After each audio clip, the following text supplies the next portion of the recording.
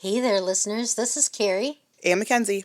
Before today's episode, we want to remind you that the content in this episode is not intended as medical advice, diagnosis, or treatment. The use of the information on today's podcast is at the user's own risk. Listeners should contact their doctor or other qualified medical providers for medical advice. Now roll the intro. Thanks for listening. Please enjoy. I want to make sure I hit the right thing because... Good Lord. Let's not record another podcast and then look down and oops, it stopped recording. I can't take it. No more trends like that. No. I have to say, though, the switch to daylight savings time has really kicked my ass. I didn't think it would, but I feel jet lagged. Do you feel that way? I do, but weird thing is that now the dog sleeps an hour later. Really? I mean, not really, but normally she would have me up at like 6:30, sometimes 7:30. The other day, I woke up at 8:45, and that little dog was looking at me, breathing down my neck. She was like, "Hello, Mom, why are you not go awake?" to the bathroom. It's either here or on this bed. Nice. Yeah. So how are you doing? For whatever reason, this week, and maybe it's because I was getting over being sick too, but it just, I don't know. I feel like I've been in a daze. I haven't come out of it yet. So. Have you been through the wars? Feels like it. Feels like I've been through something.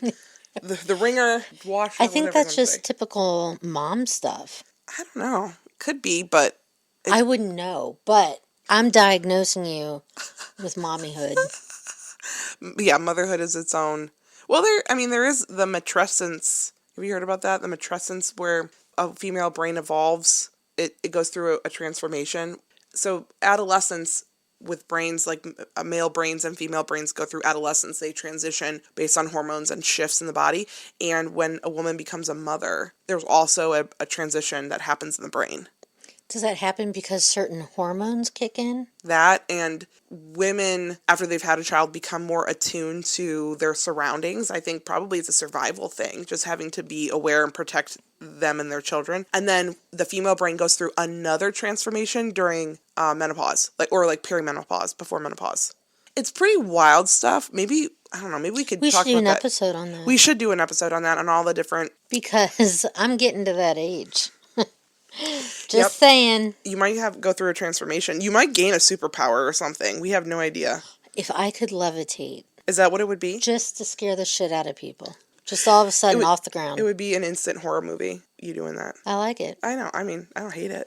I always have nightmares where I'm like in the air and I can't get down. And I'm like, well, I'm just stuck up here. Interesting. I've had nightmares where I've been falling, which is... I have those a lot. That's supposedly, when you do dream analysis, that's a very common one, is a lot of people have dreams that they're falling. Like perpetually, just a constant fall. And then there's also another dream where you're being chased. That's a common one. I've had that dream a lot. I have a lot of dreams where I'm drowning. Like, one that is recurring is my mom and I are in the car. Yeah. And there's some sort of huge natural disaster, flooding, and my mom and I can see this wave coming towards us, and my thought is always, this is going to happen, just let it happen. It's like, I feel all nauseous and by talking about it, it's freaky. I was going to say, it sounds like a scene that would be in that movie, what was it called? It has Jake Gyllenhaal in it, and... Donnie Darko? No, not Donnie Darko, that's a good movie. No, it's, not The Edge of Tomorrow. That's another movie. That's a Tom Cruise movie. Well, isn't Jake Gyllenhaal in one of those, like the Mayan calendar movie or something? I feel like he's in a disaster movie where he's in New York. Yes, that's the one I'm talking about. Do you remember the title of it? I'd have to Google it. No, I never watched it. But it's got Dennis Quaid plays his dad. Yes. And he's a scientist, and Jake is in college at school. Yeah, college is school. He's in New York. What is that called? Here, I'll look. Okay. Thank you, Carrie. Taking one for the team. Don't I know it? Oh, man. You're just picking on my slack. Honestly, just trying to spell Gyllenhaal. I should get some sort at this late hour of gift certificate for that. Right. It is the day after tomorrow. The day after tomorrow. I knew tomorrow was in there. Isn't that what you said originally? No, I said The Edge of Tomorrow, which I think that's the name of the Tom Cruise movie with Emily Blunt when they're in the future. And there's, I generally stay away from Tom Cruise movies. yeah. Before we introduce the movie and start getting into the nitty gritty, was there any housekeeping from previous episodes you wanted to bring up? Not really housekeeping. I just want to, with this week's movie, Three Faces of Eve, there are so many resources about the woman it's based on. Yeah. I mean, the New York Times has 3 bigger articles about her. YouTube has several documentaries that people have put together. You can actually watch Dr. Thigpen, who was actually her doctor. Her name was Chris Costner Sizemore. And you can watch her transitioning in the 50s on these videos. It's fascinating. Yeah. Because I think there were some things in the movie where I was thinking, I don't think that's how that works. I am not a psychiatrist, but I've Yeah. been seeing one for years, so Well, and I feel like that gives me the right to diagnose some people. when you know the terminology, when you've discussed these things with people who are clinical, even if you're not clinical, you pick up on things. Oh, yeah. Yeah. There's probably a lot that you do know.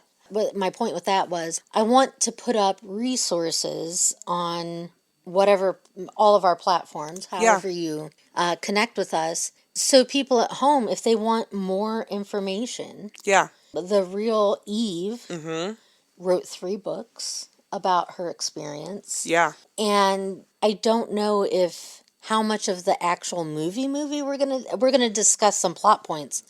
But to me, it's just everything around it. Yeah. Like, I found myself when I was reading articles or watching, I would just yell out, "Damn it, they didn't have HIPAA."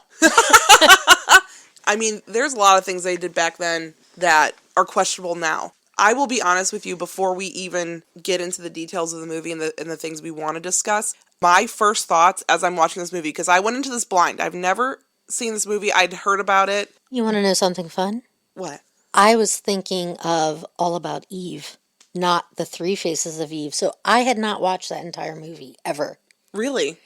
I was All so- About Eve? Is that's a different movie? Betty Davis, and it's psychological. Oh, add it to the list. She's We can get so off track so easily. we are What I so was sorry. going to say this about will all be cut. You'll never hear this. Yeah. Unless I leave it in. And then I'll go through and go, this is a close edit. Take out every other word. Oh my gosh. But yeah, what I wanted to say before we really dissect the movie is I went into this blind, watching the movie for the first time. I didn't know a whole lot about it other than like the title and kind of the premise. My first thoughts was, this movie doesn't age well. Like, that was my first thought, like, because of everything in the movie, which I know we're going to talk on, that's just very, I don't even want to say it's period for the 50s. Like, I don't even want to say it's just that. It's just antiquated, toxic stuff. Yeah. Yeah. And as a practitioner, Yeah. do you almost look at that like a historical document that, Yeah. just like you can look back on that and say, my God. How far we've come. Yeah. 1. And 2, what not to do. Yeah. Yeah. And then absolutely. you find out the real story, some of the things that happen, and you're just like, Well, see, that's the thing, too, is you'll have to educate me on that because I don't know what are some of the more real things. Because I did a little bit of research on, like, the condition that she is diagnosed with, which we'll talk about, but I did not go into her real life, like what her autobiographical details would be. I figured you would, and that you could educate me. But yeah, I kind of just took the movie at face value. Like, almost like if it wasn't based on real life experiences. oh, so like it's made up. Yeah, like if it's truly fictional. fiction. Yeah, that's what I kind of approached it as. But Honestly, I had never thought, I knew it was based on a book, true story. I'd never thought to look up anything about the real woman. yeah. It made me feel kind of bad. I'm like, oh, didn't even give her a second thought. Although we do have a trend here with women writing about their experiences. And I mean, I guess that's why we get such great movies and we get all of these very diverse. It's why we get all these stories. You know, when you talk about your mental health experiences, it's very vulnerable. A lot of it having to do with the stigma that's still out there, like the way that we look at people. And I'm saying the collective we, not you and I, because you and I are certainly. No generalizations or blanket statements here. No. The collective we, though, does look at mental illness like it's the plague. Like Yeah. it's like it would kill you. But And when you think of how many people in your life you know who are on anti-anxiety meds or things for depression, whether it's long-term or just a certain situation, everyone knows someone who benefits from those meds. Right, but I don't think that they know that those people benefit. I do think that people take medication or go to therapy in secret. Oh, absolutely. I mean, you don't want to be judged. First of all, you don't want people knowing your business because with some mental illnesses, you look them up. Like, let's say I met someone and they told me, hey, I have such and such. Mm-hmm. And then you look it up and you're like, do I want to be friends with this person? Mm-hmm. But also, that's a generalized description. Right. Everyone is different. Everyone, I'm guessing, exhibits certain symptoms more severely than maybe like a borderline person may cut themselves, where another borderline person doesn't. They're just outwardly pissed off and angry. They'll cut other people. Yeah. Yeah, I can barely cut chicken. Raw chicken is not my friend. Yeah, Carrie, you wouldn't hurt a fly, but it's just, yeah, it's just so varied. But yeah, I think one thing that is changing, I think for the positive, is people are talking about mental illness more and giving their personal experiences and things like that. So I think, especially with these older movies, like it is somewhat surprising that a lot of it's out in the open. But I mean, Eve was her pseudonym, and it was to protect her, because like you said, there wasn't HIPAA back then, so it was some sort of a protection. Oddly enough, in some of those documentaries where it's actual footage, Dr. Thigpen does say her real name, Eve Black, Eve White. Oh, those are all the alters, and she did go by those. Right. She just, I don't know, it was very educational. So yeah, we'll make sure that we share that on our platforms, wherever you can find us. And just to update everybody who's listening, since the last podcast, we are now on YouTube. So our episodes have now been converted to video. So if you want to listen to them on YouTube, we also have an account on Blue Sky where you can chat with us. And we made a TikTok. As long as I don't have to dance, we're fine. We cannot dance. I can't dance. We're not doing that. No. Sorry, people. That's not the content we're here for. I grew up being told dancing was of the devil, so I never really danced. You lived footloose, didn't you? That was like your life. A bit, yeah. A bit, yeah. Based on a true story. Yeah. Carrie's life. Well, what about these, I see on our outline today, exciting ideas and segments. So yeah, I wanted to bring that up. I thought that we could have other little components of episodes. It doesn't want to have to be every episode, but I felt like we could spend some time on certain episodes with maybe the topic of that episode was a movie where it wasn't so heavy with themes and points to talk about with mental illness. So like Girl Interrupted was very heavy. There was lots to talk about. Lots of stuff with To the Bone. Right. Lots of stuff with To the Bone. It was a little bit lighter with A Long Way Down. So it could be more appropriate to have a component of the episode where we do mental health myths. So like a common misconception, we can spend a little bit of time like breaking that down and, informing people. Also, because since we've been talking about rabbit holes and how much we love them, I figured that we could maybe in some episodes have what I would call a conspiracy corner. So like that would mean a conspiracy theory that is related to having to deal with some kind of mental health or mental illness aspect, and we could go down the rabbit hole together with that. I would love it. I don't think we would do it every time, because the other thing is too, like, I don't want the conspiracy theories to be the main focus or to take over these episodes, because as you and I know, we really want to be discussing these movies. I just thought it would be something fun we could add. Oh, yeah.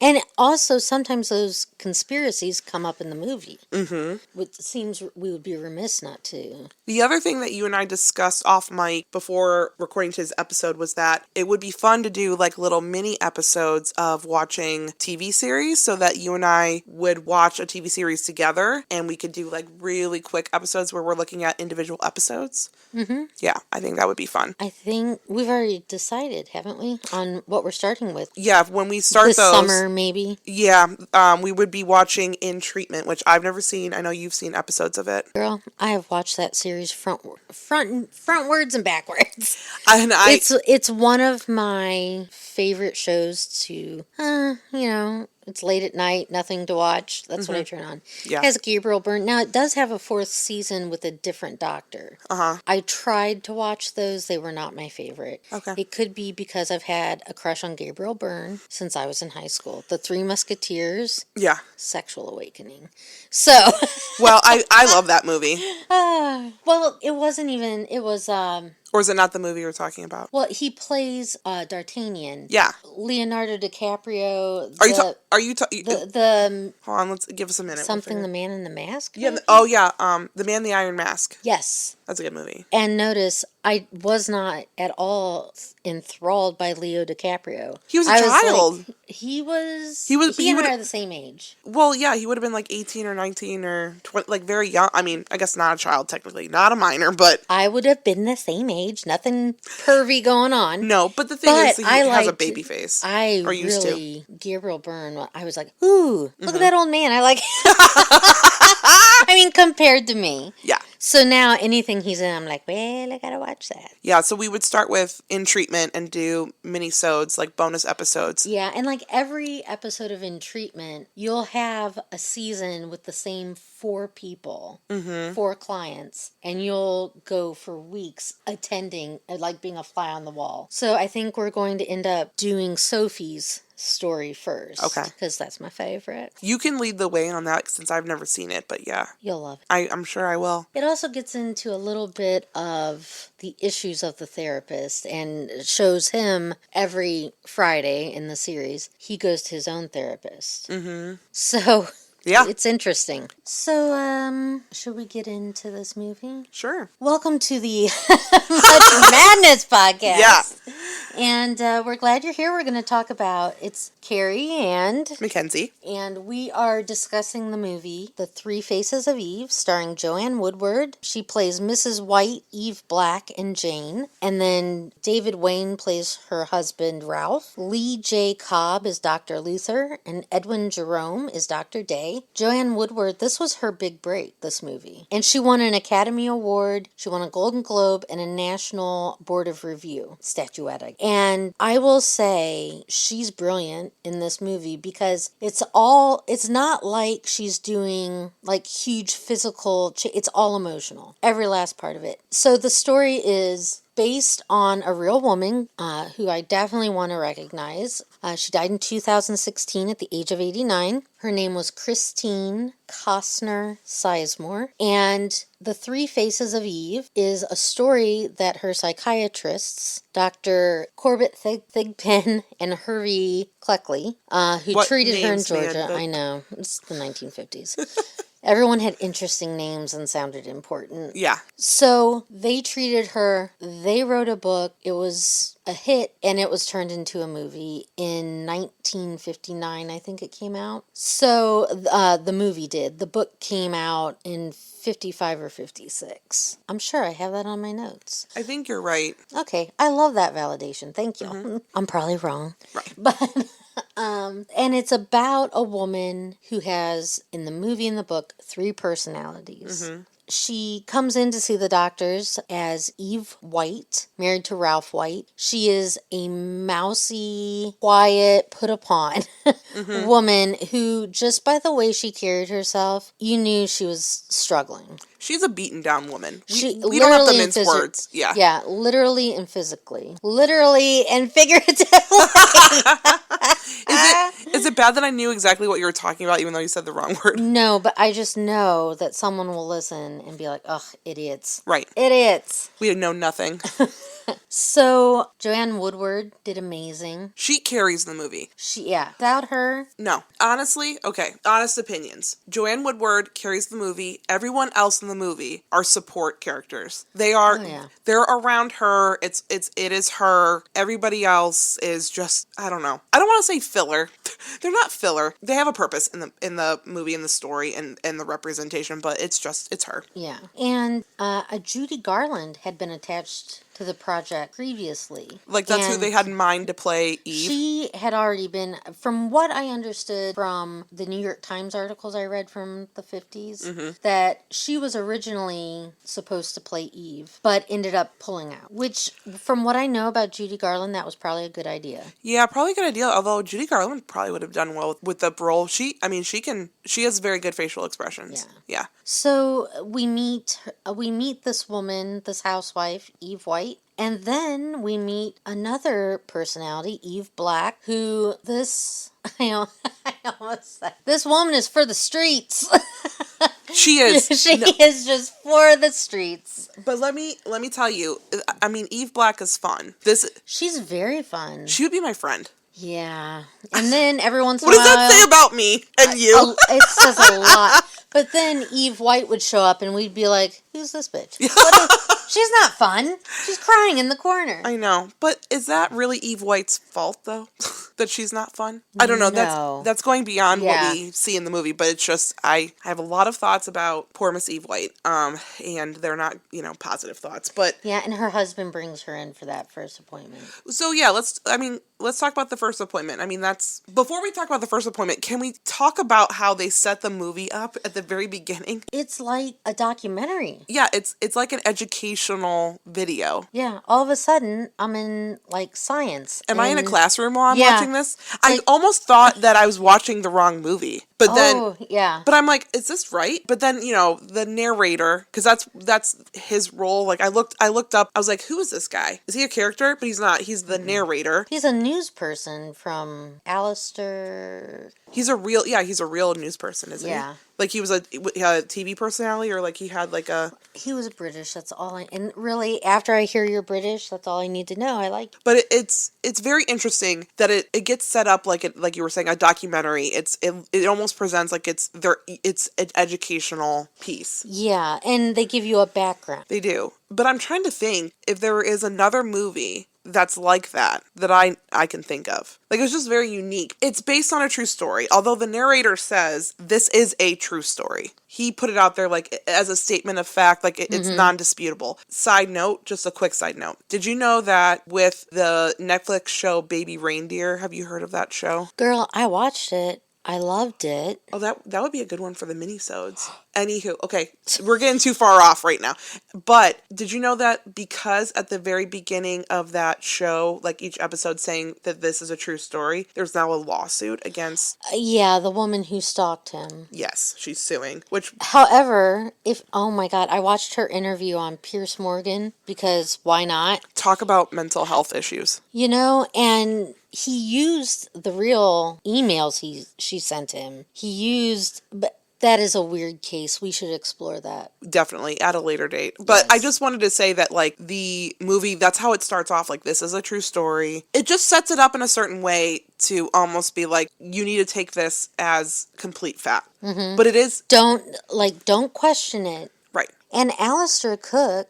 I just looked him up. He was a British-born journalist. He died in 2004 at the age of 96. But that's the opening, the opening of the movie. And so he was a well-known journalist, so that adds credibility and weight to this movie. Right. He is probably the people who went to see the movie, he is a trusted narrator. He's a trusted source of information. Yeah, so I think if you're not either interested in thinking more critically about it, even just Googling it and just trying to read. Not that you could Google in the 50s. I was just going to say, Carrie, he'd have to go to the library and pick out the index cards. And oh, God, I loved those index cards. Yeah, but wasn't it so annoying when the book that you were looking for and the index card wasn't there? It was like missing, or the librarian, it hadn't been put back. I don't understand how they could just... So what do? You know the book is somewhere, you just don't have the card to find it? Well, yeah, I mean, as someone who worked at a library, which we talked about on the first episode, I mean, we weren't using index cards by that point. We had moved to a computerized system, but, I mean, yeah, index cards would get lost, and then you had to make a new one. I think there was probably a master list kept, like a book so that you can make a new card, but, I worked when I first went to college, the first time, I worked at the school library as a student worker. And that first summer that I worked, they were converting everything to digital. Yeah. And I spent the summer just taking carts and carts of books back to these poor ladies who are scanning everything in and then having to type in the information. That transition from an analog age to a digital age, like that's a wild ride. That's an experience that like your generation and my generation has gone through. I mean, no offense, Gen Z and Gen Alpha, but you don't remember those times because you were not around. But life was different. It's not your fault. You just weren't born. It's okay. We don't judge, we listen. Put that on a t-shirt. I will. I know you will. Yeah, so we move beyond that opening scene of like, this is a true story, to that first appointment where she's coming in with her husband. And I thought it was interesting because her husband said, well, she's been having these episodes or attacks. She had one maybe a year, 6 months ago, and now she's had another one. Right. Did you catch, like, the questioning of the doctor? Dr. Luther. And when he was kind of trying to get more information out of them about why this was happening or what was going on at the time. And did you catch that she said, around the same time this started, she said, I lost another baby. I did catch that. And, I mean, hello, postpartum depression. Right. That, which but also a trauma. Right. I think that's what that's what kickstarts it. Mm-hmm. So during that initial intake, she switches to Eve Black, right? No, it's not at that first episode. Oh, that's right. It's not at that first appointment. So at the first appointment, Dr. Luther was kind of like, well, like what? There's nothing I can tell you other than wait and see. Yeah. Yeah, just see what happens. It was almost like a consultation appointment, right? Because she had been seeing somebody at her hometown. She got recommended to Dr. Luther for, again, a consultation, a second opinion, whatever. And then Ralph brings her back later after she's had another episode. In which she tried to kill her child and spent $218 on a new wardrobe, but it wasn't her. It was Eve Black. Right, which we don't, and we get her name, here soon. Later on. But there's all this confusion because she's like, I didn't buy this. And her husband's pissed and was going to go beat her. Being very verbally very abusive. Violent. Yeah. So her husband calls the store to say, hey, I don't know. I'm going to bring this back because we didn't buy these. And they're like, the woman was like, before he could even get to that, she was like, doesn't she look beautiful in her new clothes? They assumed it was Mrs. White. Yeah, and Ralph thinks that she's lying. Like he thinks that she's trying to pull a fast one on him, like, and acting and trying to cover herself and just playing trying to make it up so he doesn't catch her and do something to her. Yeah. I mean, but who would blame the woman, honestly, for how he treats her? But did you know, I don't know if you looked this up in your research, but I got very curious as to how much $218 costs now with inflation in 2025. Surprisingly enough, I did not check. Oh, I got one up on you. Okay. So, in 2025, I want you to guess. $218, how much do you think that would be now in today's dollars? And by the way, since 1951, there's been a 33% inflation in the dollar. I don't do math. No, I know, but I also don't think that it doesn't correlate. If you do a calculation, it doesn't get you the number that it gets you to. Because there's other factors, but yeah. I'm going to guess $1,200. You're not that far off. However, $218 in 1951, because that's the time that she buys the clothes. So this is taking place. In 2025, it would be $2,663.55. Well, no wonder he freaked out. They were not, even though they had it looked like a beautiful home. Yeah. They were not rich. No. Like, to go and spend that kind of money on a shopping spree, yeah. And that, I mean, $218 back then, no matter what your job was, that would have taken months. Yeah, that was like more than one whole paycheck almost, yeah. Yeah. Then she ends up going back because she had tried to kill her daughter in that episode. Right. But they're also... I keep saying episodes. What is wrong with me? Well, they are episodes. They are. I know, but we're also recording an episode. But there's that. But then also, too, when Ralph brings Eve White back to see Dr. Luther, he also mentions before they see them together again with Dr. Luther that she also went to Atlanta for 5 days. To stay with her cousin and said she wasn't coming back. Right. And Ralph, he had to go up there and get her. Retrieve her. Retrieve her. Yeah. Which I'm sure was violent. But yeah, so she's not a happy woman, not a happy marriage, loves her daughter, and she ends up in that second appointment. Well, because Dr. Luther asked Ralph to step out. Yeah. Yeah. So then I personally enjoyed the way once she switched, he went right next door to his office mate, his partner, Dr. Day. Dr. Day, yeah. And he's like, do you think you would know if someone had multiple personality disorder? Yeah, that's what it was called back then. Yeah. And he said, no, but I would know if they're faking it. Well, no, he wouldn't, because he said she was faking. But then she did something. There was a reaction she had. And he knew that she wasn't faking. Yeah. I mean, at this point in mental health history... I knew you were going to ask this, so I've got some information. I was hoping. I almost gave you a heads up, and then I promptly forgot. You need to catch me unawares. Yeah. How often, I could not find the word often, how often were people diagnosed with multiple personality? Okay, so... in the 50s. I don't have a very specific statistic because they weren't tracking it. Like, we track that stuff now to an extent, but we have accounts of what is considered multiple personality disorder going back to a very long time ago, like in history. Like, I'm talking almost millennia, like just written accounts, okay? They didn't have a name for it, but they would describe it, right? So, like, historians of the time period at that, they would discuss things, people, usually well-known people, maybe in a way that suggests they might have this condition. It wasn't identified, and again, wasn't even given the name multiple personality disorders until the late 18th century. So they're kind of people who are called alienists, right? That was the olden term. They are kind of identifying that and writing about it and observing it and things like that. Again, doesn't have a name, but it gets called multiple personality disorder in the 20th century, early on. Okay, so someone gives it a name, and it doesn't actually get added to the DSM though until 1980, which was the DSM-3. So before that, I mean, people were being diagnosed with it, but it wasn't considered a part of the diagnostic manual.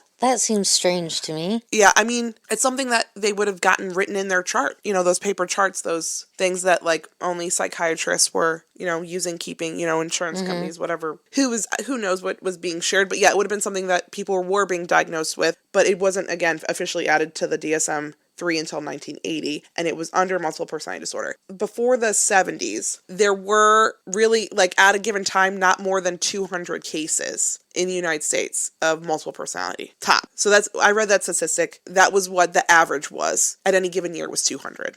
What is the average now? I don't know. I didn't look that up. I don't have the number, but what the prevalence of the disorder is 1 to 5% of the international population. So worldwide, it's 1 to 5%. And then I don't have a statistic of what it is in the United States. I have that information from an article called Multiple Personality Disorder or Dissociative Identity Disorder, the Etiology, Diagnosis, and Management, written by Mudit Saxena et al., and it was published in... I'm not really quite sure it was published in, but it was put on by the Institute of Higher Education and Research in India. So it was from India, but they must have done a meta-analysis, I think, probably pulling from large databases of medical information. But yeah, but this was published in 2023. So that's as of 2023. The prevalence of DID, dissociative identity disorder, is 1 to 5%. But like I said, like I had read when I was looking up in preparation for your question, the transition of like the diagnosis and how we look at it now. There's a reason why after the 70s it gets an increase in being diagnosed, but it's not something that we should probably talk about with this episode because it's related to another movie.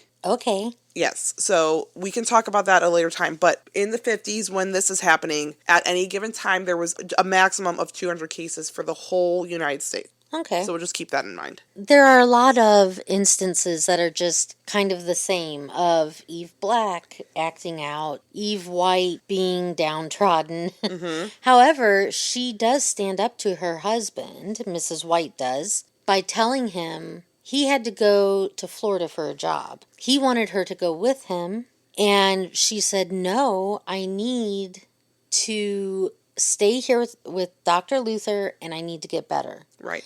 So good for her. Mm-hmm.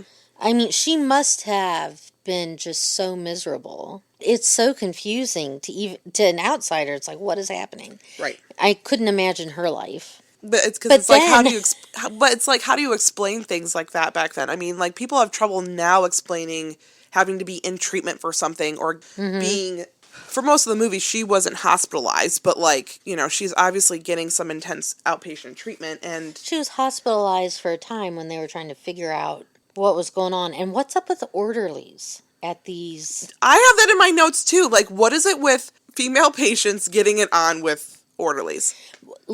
I will say the orderly in this movie, good on him. He ran. He went in knowing he shouldn't have, but then Eve Black scared him off. yeah. Yeah. I mean, she. Did you catch what she was saying? When she's talking to the orderly, she's like, I got a poem for you. It's a limerick. I know when she said it was a limerick, I howled. I'm Yeah. like, oh, he's in trouble. Another thing, I don't know what poetress voodoo you put on us picking out these movies, but what is it with almost all these movies that we've done so far having poems in them? Well, Did you catch that? I think those are the ones that I've chosen that have been picked so far. I think I'm just drawn to stuff like that. But also in the 50s, anything that's older, like that takes place in the 60s, 50s, and before, they were very much into literature and they would study poems in school. They would also sometimes study Latin, but that doesn't happen anymore. Yeah. It was normal for them to say, oh my God, I read this. Like when I think of writers like Sylvia Plath getting their start by writing poems and submitting them to like the Christian Science Monitor and, all of these magazines all had poetry. But it's just so funny.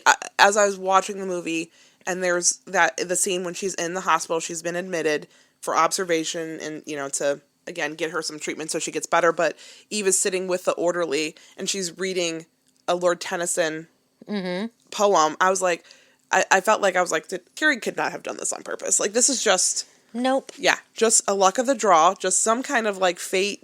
Are they trying to say that all poets are mad? I mean, I've met a lot of poets. I am a poet. I kind of agree. There is a high correlation between mental illness and artistry. Jeez, I was kidding. You're dropping mad facts on me, I'm sorry. man. I don't have a statistic on that. I don't have a source. I'm just saying there's lots of people, artists of all kinds, music, writing, acting, painting. I will say when I went to grad school for my MFA, Yeah. I felt like I had found my people.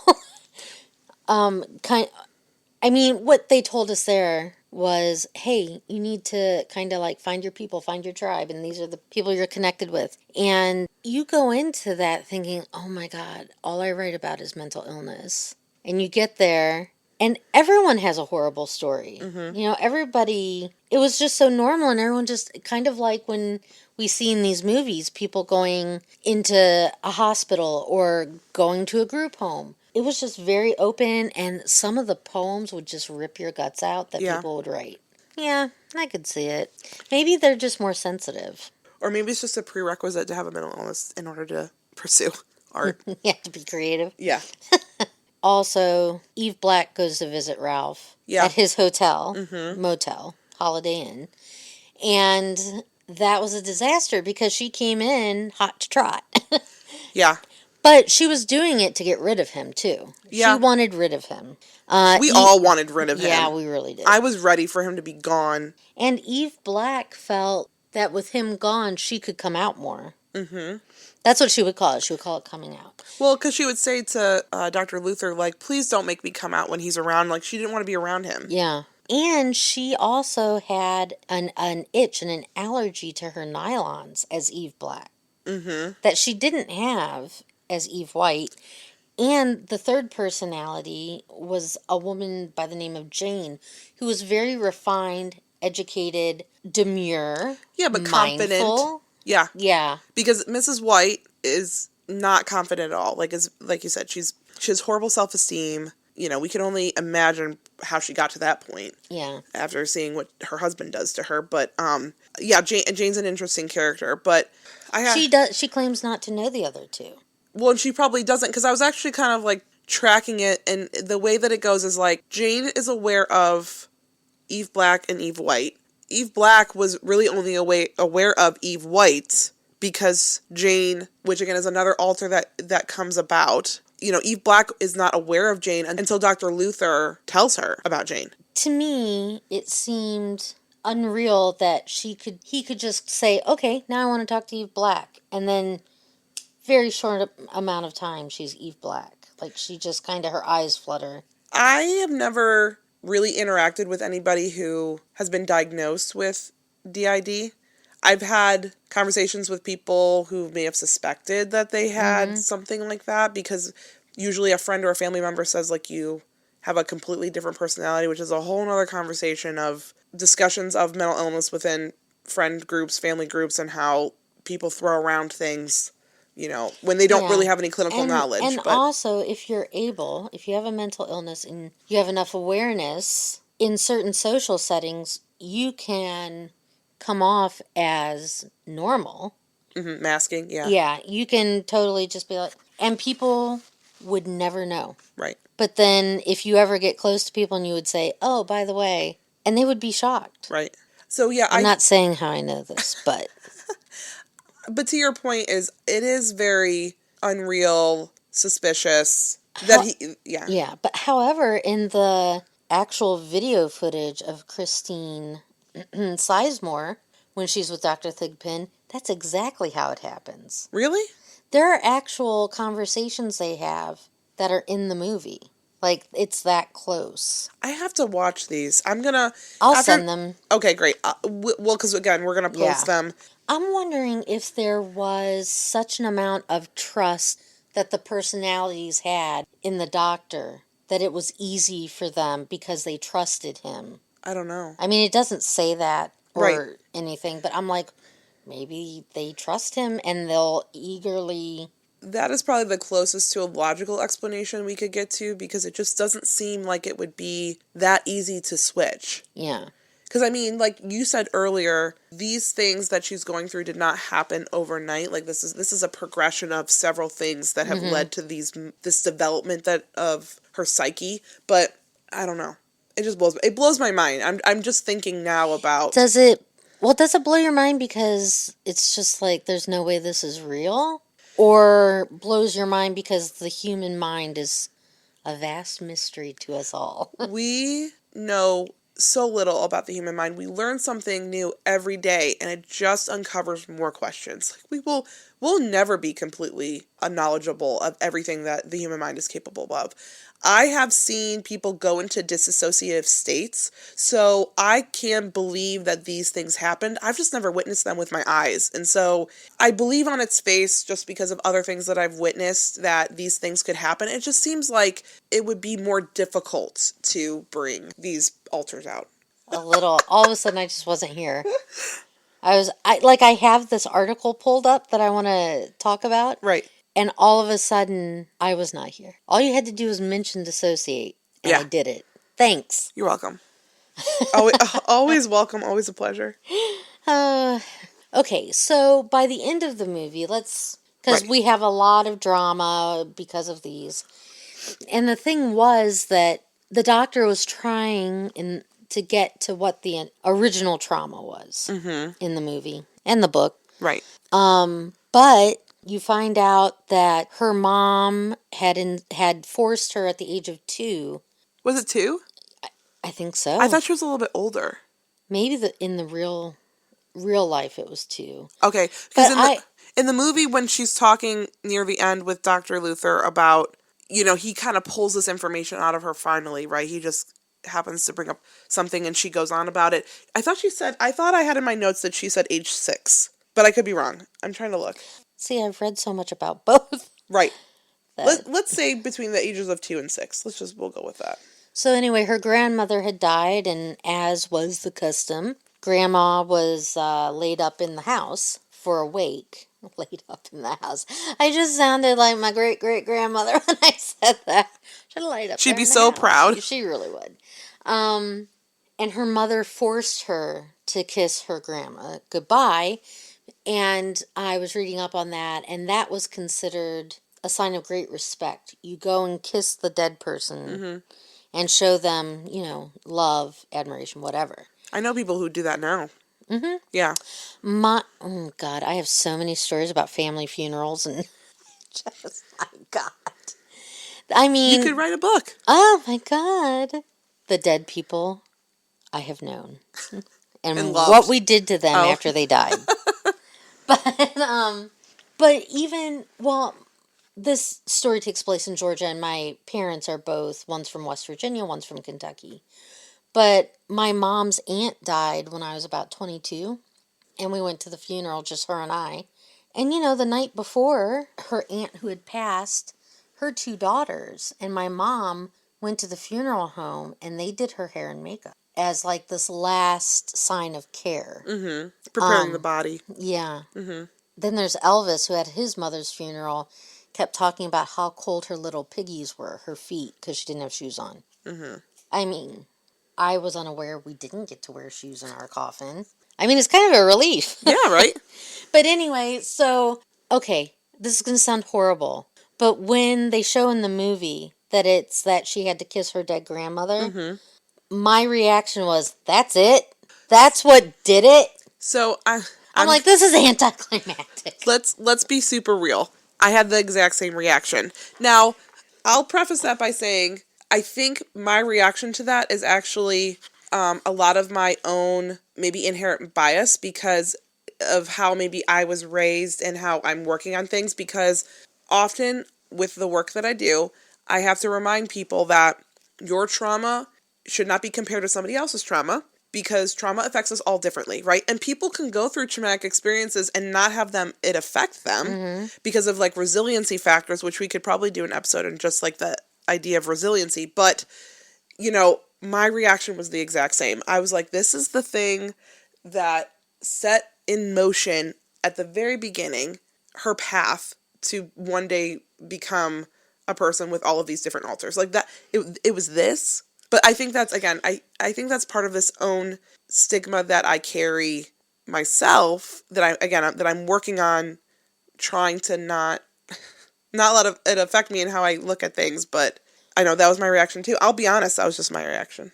Okay, so Christine Sizemore, the real Eve, had several horrible traumas. Okay. It wasn't just one. That's the one that started it, and that must have been where I saw that she was 2. Okay. But it was heartbreaking, though, too. Before you go on and talk about Christine, that scene in the movie, the little girl who played Little Eve, it was very sad that she was crying out for her mom to not make her kiss her grandma. Yeah. And I felt for that little baby. I mean, just screams. Yeah. And just how horrible it was that here's this child screaming, telling you, I can't do this, I don't want to do this, I'm scared, essentially. And the mom just ignored it. Yeah. Because it was a sign of respect, and she wasn't going to let her daughter not show that respect. But in the real story of Christine Sizemore, that was the one that set it off when she was 2. Then her mother got injured when, I think it was a mason jar. She must have been canning. That's the only thing I could think. Right. Exploded in her hand. Oh. And she was severely... from all the pressure, probably. If they were doing pressure canning, yeah. And so she was severely injured and lots of blood. Yeah. And then Christine saw a man at the sawmill get sawed in half. He ended up going as a child. And then, there's another one. There had been some sort of accident, and they had to tie... I don't know if I'm assuming that they tied, but anyway, they had to. She saw a body pulled from a ditch after an accident. So why couldn't they put that that stuff in the movie? Not that I'm trying to make it more gory, but it's just like... I just think the movie just simplified it so much. And said it was just that one thing, but knowing that about Christine Sizemore, though, that makes more sense to me. It makes perfect... I mean, it was a cascade of things. I mean, and those saws at those sawmills, Johnny Cash's one, his brother... Jack? Mm-hmm. That's how he died. He was like 12 and got sucked into a saw. Yeah. And he lived for a week after. He lived for a week Yeah. after? Okay. That's gruesome. That's gruesome, and that's So- another rabbit hole I'm going to have to go down. But I think we also have to remember that this was rural Georgia. Mm-hmm. So in the rural South, you did not have any sort of modern conveniences. Like, I mean, you barely had any sort of conveniences anywhere else either. Right. So, yeah, you know what? Country life is hard, and a lot of shit goes down. I mean, I've heard stories from the hollers of you're up there, you're isolated, accidents happening, people getting buried alive. I mean, I think of, there are towns that are repeatedly wiped out by floods because of a river. Right. Well, and The town my grandmother lived in West Virginia, and that whole town, like everyone was affected. It was horrible. So yeah, community trauma right. makes sense to me. I guess I would like to get a little more into the actual story in Christine Sizemore. I'm here for it. All right, I got all the hot goss. So I've never heard you say that, but two, please say that forever. I've been watching the Real Housewives of Beverly Hills, and I've picked up some nuggets. Yeah. Some real gems. Love it. In the New York Times article called "The Real Eve," the real Eve sues to film the rest of her story. Oh. At the end of the film, which was 1957. Yeah. I think I said every year but that. Anyway, so at the end of the film, you see her become fully integrated. Like, there's not another personality. Jane kind of takes over. Which confused me because it's like, okay, so she's Jane. That's the real her. Why do her parents call her Eve or Evie? What is happening? Right. So, to give some context to that, the ultimate goal of treating somebody with dissociative identity disorder is to merge the alters back together so that you're not split up into however many alters you are. Mm-hmm. That's the treatment goal. It was back in the 50s and it still is today. Like, that's still the treatment goal, is to try to reduce the number of alters down to as many as you can get. So I verified that in my research, is like, what is the treatment with it? And so it's using different types of therapy, basically trauma-based therapy, to get to that point, right? Mm-hmm. But in the movie, and I'm wondering if this is maybe taken from the videos that you saw or like anything that was written about Christine, but at some point, Dr. Luther is saying to Eve that in one of their appointments that the goal is to get her to, oh, you know what? I don't know. No, maybe it is Eve. I'm not sure if it's Eve or if he's talking to Dr. Day, because, he consults them like in the movie. Yeah. But he says that the goal is to find her most stable alter. That was the goal. He says at some point in there's a line. I remember that, and I'm like, okay. Well, and Jane is the most stable one.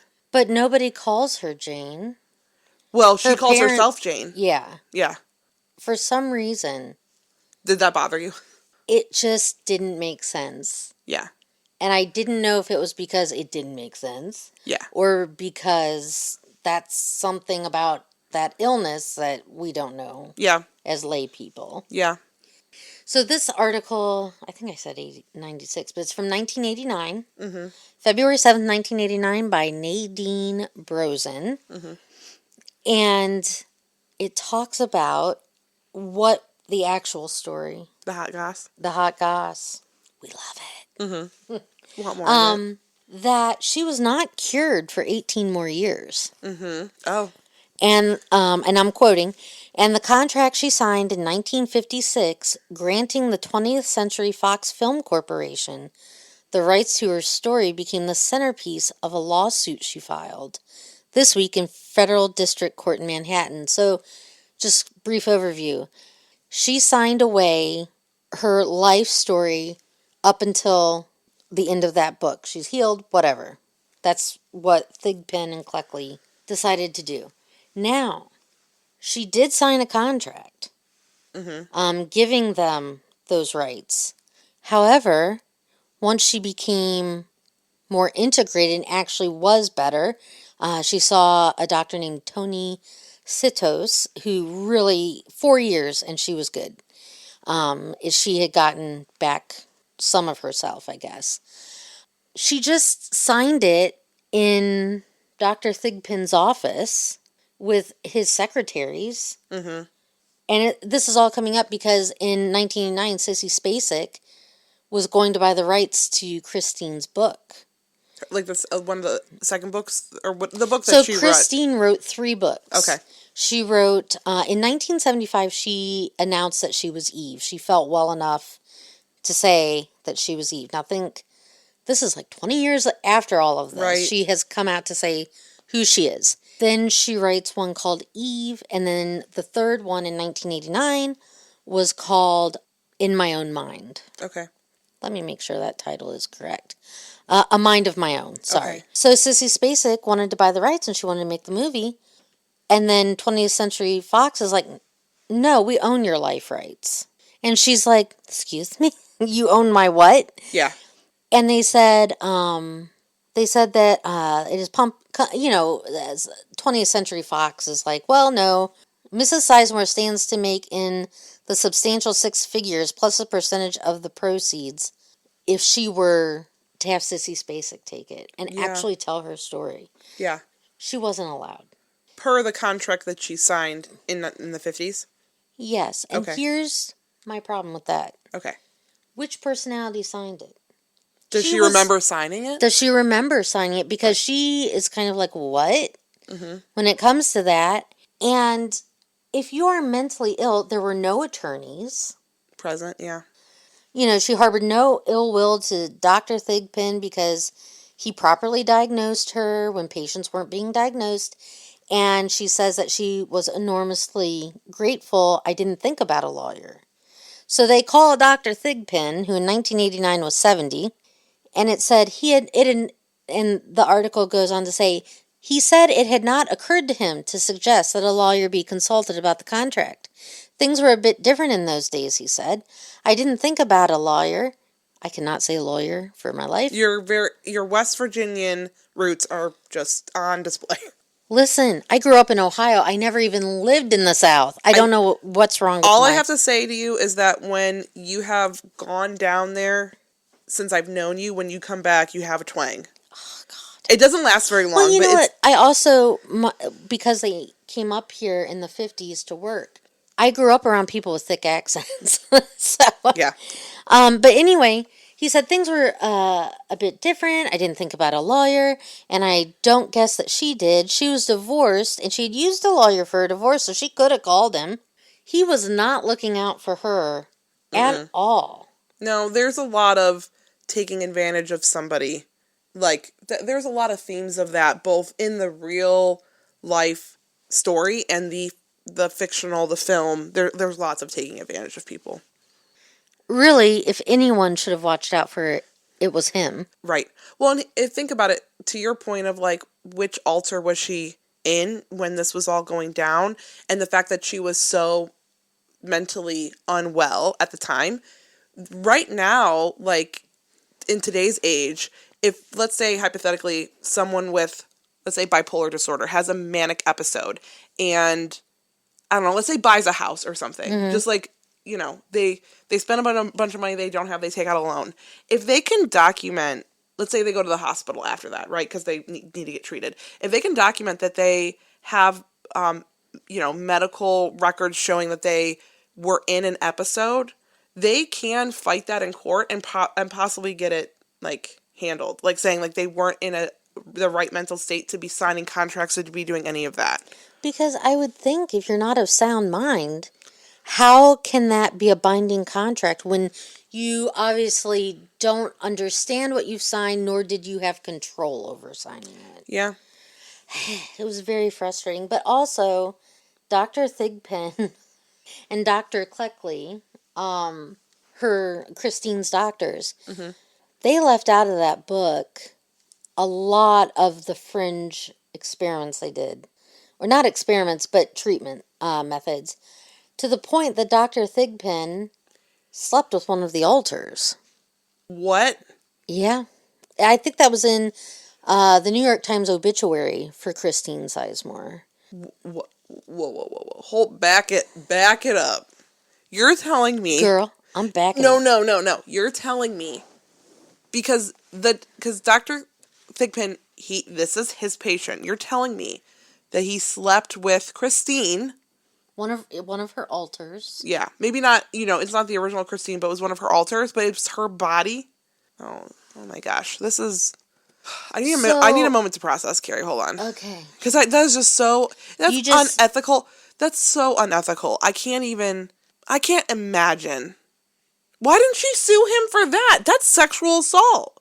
This is the scary thing. If it was with an alter, she wouldn't even have remembered it. But then how did she know? Did he tell her? I'm wondering... Or did he document in his notes or something? I'm wondering if when she integrated... The memories came back? Yeah. Just like in the movie where the memories come back when she's like Jane or whatever? Oh my God. Carrie. I didn't think that my mind was going to be blown. That's my job. You did.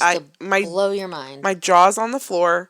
I don't know what to think right now. I can't believe that. Because when you were talking about fringe treatments, like, things that are probably debunked and things like that, I thought you were going to bring up, like, because they show a little bit of it, like the hypnosis that's in the movie. Like, I thought you were going to bring up that. I can't imagine of sleeping with your patient. And again, if it was an alter, it wasn't Christine. It was someone, who she wouldn't have shared memories with at the time. But still, it's one body. Like, it's... Because that's the thing. That's a theme that comes up in the movie, right? Because, like, Eve Black is kind of annoyed that she can't just separate from Eve White, and that if something happens to Eve White, it's happening to her too, right? She can't... Right. Yeah. I don't know what to think. What else do you want to tell me? We need to move on for this, so in order for me to, like, process it. Well, I'm trying to... Well, I was just going to say that Dr. Cleckley, he and Dr. Thigpen had a practice together. Yep. Just like Dr. Day and Dr. Luther? Like, kind of, okay. Exact same setup. Okay. Dr. Cleckley, in 1941, wrote the book The Mask of Sanity. Uh-huh. He is the one who brought the idea of psychopathy and the psychopath. Oh. So he wrote the book, and it was originally published in 1941 and revised in new editions until the 1980s. It provided the first clinical description of psychopathy. I have to read that now. I'm sorry. I know. Why do you do this to me? I am adding to your to-be-read list. Yes. He and Dr. Thigpen were both very well respected. By their standards at that day, but, like, I can't respect that. I'm sorry. But it's just yet another vulnerable, mentally ill person being taken advantage of. Mm-hmm. Having violence perpetrated against them. And with her, she didn't even know. Like, she didn't know what the others were doing. What I found interesting when they started to integrate, and Jane came along, is that Eve Black started having blackouts. Mm-hmm. She would say, there are times that I just don't remember anything that's happened. Right. I thought that was interesting because what Eve Black and Eve White had done to Christine, now Jane is kind of doing to the rest of them. Mm-hmm. And also, I thought it was interesting that she didn't have 3 personalities. She had over 20. You know what? And maybe it was for the purposes of the movie, but it would probably be... The book only goes over 3. Okay. But what I was going to say in terms of, like, telling the story and presenting it a certain way for the audience is that, let's say if 2 of the alters were very similar in nature, it could be hard to distinguish them, especially in terms of Joanne's acting ability. So the fact that Mrs. White compared to Eve Black compared to Jane and how they were all very different, and you could tell who was on the screen. Yeah, I also wonder, I'm going to have to end up reading that book, The 3 Faces of Eve. Yeah. I wonder if those are the 3 they had the most contact with. That were the most around, most prevalent, yeah, like maybe. That's who they diagnosed her through. Well, and all their alters could have come out after they were done treating her. I wonder if I don't know, we don't know all the particulars. Maybe it's in the books that Christine wrote, but we don't know how long she was in treatment with them. She could have moved 4 years. Okay, so yeah, she could have developed other ulcers Was after it that. 4 years? No. You know, I just watched it on one of those documentaries on YouTube. She was with Dr. Sistos Mm-hmm. for 4 years. And Okay. then the way it was described in one of the articles I read, it seemed as though she was not, she wasn't with them for very long, maybe just a couple of years. Okay. And the way that they described it was that Thigpen said, oh, issues just resolve themselves. Yet she suffered for another 18 years. I think that demonstrates that when they met Christine, these two doctors, they were life doctors. And again, maybe this is the art mimicking like real life, but it seems to me that when they met her, they must have maybe realized how big this was, like the potential of maybe even the sensationalism of having a person with this condition. And they were like, we're just going to make bank off of this. We're going to write books. We're going to, again, sell the rights of her life story away in order to make money. I wonder how much money they made from this. I don't know, I mean, because she didn't make a lot. do you know the outcome of the lawsuit? Was that in your research? Well, the movie was never made. I didn't get that far. Okay. And you know, they stayed married until his death in like sometime in the 80s, I think. So she did have, Was it maybe just for entertainment purposes or for the storytelling that Ralph was such an asshole? no, he was indeed an asshole. That was true. They, in one of the documentaries, they stated that her first marriage had been to a violent man who had beaten her down. Okay. I'm super curious of the outcome of the lawsuit. Like I want to know all the legal details. So I'm going to make a mental note before our next episode. That's a rabbit hole I'm going to go down. She alleges that she was not aware that the session reports would be published outside of medical circles, or that she was signing over rights to her life story forever. Specifically, she received £3 for the book rights to McGraw-Hill, which sold 2 million copies, and $5,000 for the visual rights, which relatives received $2,000. Oh God, now I feel bad because this is what I watched on YouTube. She fought unsuccessfully to stop the publication of videos of her treatment sessions. They're all over YouTube. In 1989, she successfully sued the film studio, 20th Century Fox, when it wanted to make a parody remake of its film and tried to use a 1956 contract she had signed without legal representation via Thigpen to prevent Sissy Spacek optioning Sizemore's own published book on her life. When she returned to Augusta, Georgia for a speaking tour in 1982, neither Thigpen nor Cleckley attended, and she did not visit them. And then in 1994, the doctors published a brief communication in an international hypnosis journal cautioning against overuse of the diagnosis of multiple personality disorder. Well, and you know why they probably had to do that. We are going to get into this when we cover the movie Sybil, but that is what I was alluding to earlier, where in the 1950s it was a rarity, right? This was a rare disorder. And then after the movie Sybil, which is a TV movie starring... Is that Sally Field? Sally Field. And do you know who plays the psychiatrist? No, because I've never seen it. Joanne Woodward. No, really? Yeah. I saw that and I was like, oh, that's exciting. Yeah. Oh my gosh. Okay, but after that movie came out... Everybody had it? Yes. I think what I had read was that the rate of diagnosis went up like 800% after that. So the thing was, then people actually levied lawsuits against doctors because they felt like they were being misdiagnosed. This is where the field of psychiatry maybe needs to take a look at itself. You know, patients were saying they were being misdiagnosed, and I feel like maybe there were psychiatrists that were capitalizing on, you know, what started with the Three Faces of Eve and then continued with Sybil. Yeah. It's kind of like the satanic panic of the 80s. Maybe that should be one of our conspiracy corner. I think it should be. Okay. You know, there There are TV movies from the 80s, like those movies of the week, Yeah. concerning that. So if we ever wanted to venture into television movies. Well, I think we could do it, but be selective Yeah, we would have to be really Sybil is careful. a television movie. Yeah. And I mean, it could have been put on as a feature film, and it's feature film length. So I see why, there's no reason why we shouldn't be. It's left a mark on, collective audience watching. So, yeah. Hey, Kenzie. Hey, Carrie. Do you think we should pull the next movie? I think we should. Before we do that, we should rate our movie. I always forget that. I know. That's okay. That's why I'm here. I'm here to remind you.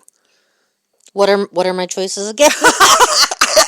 I, one, have to remind you that we need to rate the movie, and then two, I have to remind you what the options are. So, technically, when we discussed doing the podcast, there was originally 4 categories. We can do 5. It's kind of like a 5-star review, but basically the categories are: you loved it, you liked it. We'll say neutral in the middle. You want some more of it? I liked it. I loved it. I want some more of it. Copyright violation. You can still get a strike for that. You cannot. You can. Okay, well. But I think it has to be over 30 seconds. That was right. A spontaneous burst of joy. Yeah. Don't hate on our joy, please. We need more joy in the world and less hate. Anywho, the categories are: you loved it, you liked it, you're neutral, right in the middle, you didn't hate it, and you hated it. This is hard for me. Yeah. Because I didn't love it. Uh-huh. Is that a choice? We can make it a choice. No, it was neutral and then... Didn't hate it. Didn't hate it. Or hated it, yeah. I didn't hate it. I thought it was fascinating as an historical look at mental health diagnoses at that time. Right. Difficult ones. Yeah. I thoroughly enjoyed learning about Chris Costner Sizemore. I think that should be the first name that comes to mind instead of Joanne Woodward. Right. When you think of that. But, to Joanne Woodward's credit, she had an awesome performance. Okay, this is going to sound horrible. What? I thought she was dead, but she's not. Joanne Woodward. She's still alive? She's still kicking, man. Okay. Good for her. Paul Newman, it seems like he died so long ago. Right, well. And that was her husband. But I think he was also older than she was. Probably. I don't know by how much, but... I mean, if it's Hollywood marriage... Yeah. Somebody's at least 20 years older. Ain't that the truth? But I would say I didn't hate it either. I loved... I would say I loved Joanne Woodward's performance. It was very good. So good. Overall, the movie collectively, I didn't hate it. Probably just because of Joanne Woodward. But let's say if the performance had been poor, I might have said I would hate it. Yeah. The movie does not age well. It's got a lot of problematic behaviors and interactions between people. The architecture and the scenes and the sets were great. I loved that. The costumes, excellent. I do wish the movie was in color, though. It's in black and white. A little Technicolor would have been great. What can I say? Back then, not everyone could afford Technicolor. I don't know what was going on with the finances at 20th Century Fox. I think it's the film that you have to record the movie on. Mm-hmm. Yeah, so it's probably more expensive. Yep. Yeah. Anyway, but yeah, I didn't hate it. I do think that if things had been different, I might say that I would hate it. I mean, it was rife with misogyny and just, patriarchy. And I understand if you're mentally ill, you might need your family member to come in and kind of explain what's going on. But her husband had no compassion. And I get that it was scary. Yeah. Like, what is happening to my wife? Yeah. But he wasn't great anyway. No. And the other thing is, too, I don't know if Ralph, his character, and I don't know Chris's real husband, but I don't know if he was all there either. Like, either there was like a willful ignorance, or maybe there was some intellectual disability, because he kept calling it multiplied personality. I think they were trying to show that he was poorly educated. She was poorly educated, except her alters were not. Right. Some of them were very well educated. Well, yeah, because Jane was really well spoken. Mm-hmm. And then Eve Black was, I don't know if I would say so much educated, but she had trollop. street... I was going to say she had some street smarts, but, Carrie, your favorite moment has now arrived. Hallelujah. But isn't it my turn to pick? It is. Okay. I'll go. Well, can you go get the jar for me? And I can dig my hand in it. Damn. I know, I'm being very demanding today. Careful now. Oh, yeah, make sure you shake it. And remember, get it close to that mic. Yeah, there we go. That's what the people want. They want that ASMR cut. I really kind of don't like how you said, yeah, that's it. It made me feel weird. I'm sorry. You know how I love to make you feel weird. Okay. I'm going to give a little bit of shake. We shook it. I'm going to do this. Okay. And the next movie for the pod, love it, is Eternal Sunshine of the Spotless Mind. I've only watched it once. I've only watched it once, too. Back when it first came out on, was it DVD or VHS? I don't know. I can't remember. I think it was a time of the DVD, but... There was that weird moment where you could buy both. Both, yeah. Well, kind of like how you can buy both a Blu-ray and DVD. You can buy Blow. It's late, Carrie. Don't do coke in my bathroom. Let me be. Yeah, so that'll be our next movie. I'm excited. I am too. Because Jim Carrey, love him, and I love Kate Winslet, so. All right. Well, Kenzie, should we say goodnight? Yeah, Carrie, good night. Good night, Kenzie. Everyone listening, thank you for listening to us. Blather on. Yeah. God. Bye. Bye.